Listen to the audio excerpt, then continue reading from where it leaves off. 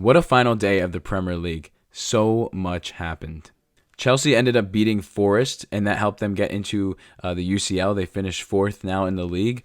Again, at times, this was not Chelsea's greatest season, but at times, it was also very inspiring. I remember specifically kind of around that November, December standpoint, Chelsea was looking really good. There was a point where they were second in the league, or at least tied for second in the league. They were giving somewhat of a threat to Liverpool. Nothing serious, of course, but you like seeing that from a young squad, a team with a new manager.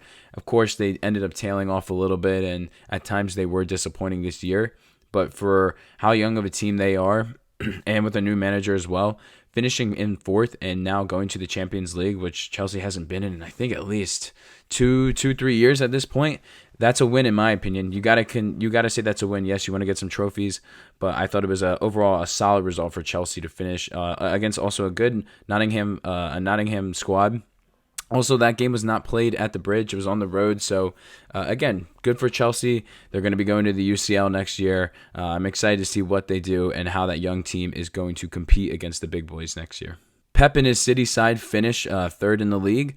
They also will be getting UCL. Even in his worst year with the club, arguably, it is still resulting in Champions League.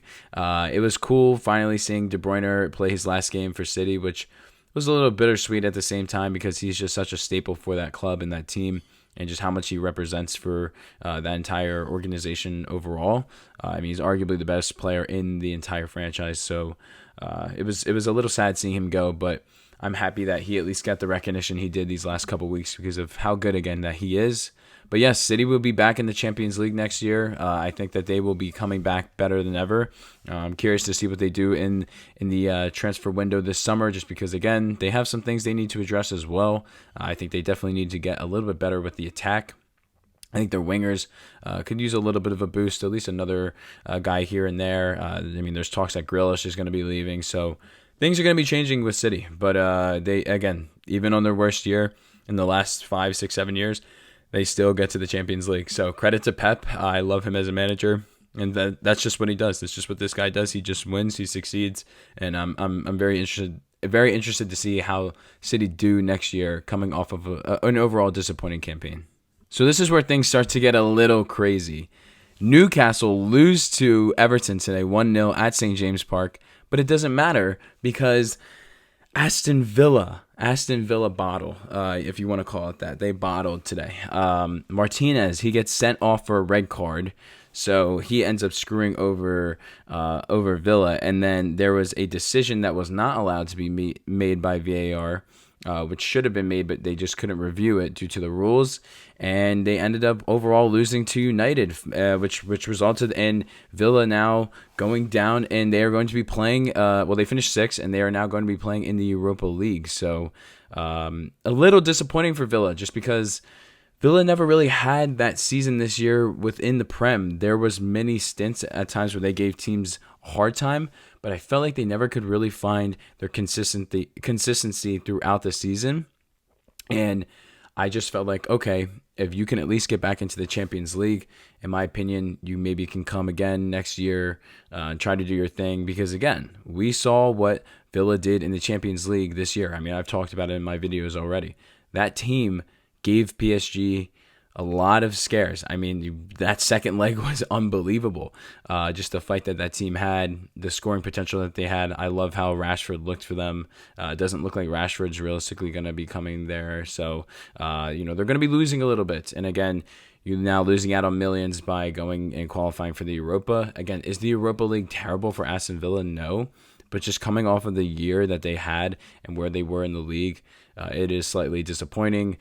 So it's unfortunate we won't see Villa in the Champions League, but I'm curious to see how do they bounce back in a situation where they are now kind of being pushed a little bit like, hey, will you make a little bit more of a run in the league?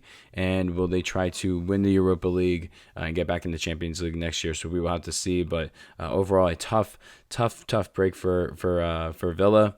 But good for Newcastle. They will be back in the Champions League. I want to see them in the Champions League next year because they went out way too early this year, in my opinion. Or I can't actually no. It was last year. My apologies. They went out way too early last year, and I just want to see, hey, can they get back in this situation? How can they play? Because I think they really are a very good team. I think they're a very good team, and if they keep a majority of that core together, I think they can be a threat. So I would like to see Newcastle go far in the Champions League, but we will see. But yeah, it was just an interesting day, specifically with those two teams. And then these are just some smaller ones. Forest is going to be playing in the Conference League. Again, Forest could have been potentially playing UCL football this year, but they started to slide as the season progressed. It was kind of just, again, a little bit expected. I mean, regardless of how Forest did this year, great season. I mean, my God, that team almost got sent down just a year or two ago. To be even finishing 7th is a very good year, and just the campaign that they had, I loved watching Forest play this year. Specifically, Alenga, Gibbs White, and Chris Wood. My God, that guy's such a good scorer. I really liked what I saw from Forest this year. So I liked what I saw from them. But yeah, Conference League. I'm curious to see how they do in that tournament. I think that's a tournament that they can be successful in if they continue to build on what they did this year. I think that's something that they can exceed at. So very curious to see how they do in Europe next year. And then we've known these ones. Spurs will be in Champions League, which is just nuts. That team's so mid, but they're going to be in the Champions League. We will see how they do. Again, not necessarily a foreign territory for Spurs. Again, they've been in these positions the last couple of years. They just haven't capitalized. But I'm curious to see how will Ainge do with this platform now, given that he's at least got the team back in that competition. And then you also have, of course, just because they won the FA Cup, you have Palace in the Europa League. Very curious as well to see, can Palace handle that? Again, is Palace usually in these situations? No. But they have talent. I don't know how much talent they're going to lose this year in the summer, but I'm curious to see how they do just in a bigger competition where they get to play against foreign competition. So excited for Palace on that end. Congrats to Spurs for getting Champions League. Don't want to even talk about that. But yeah, just a crazy day, though. Crazy day for the Prem.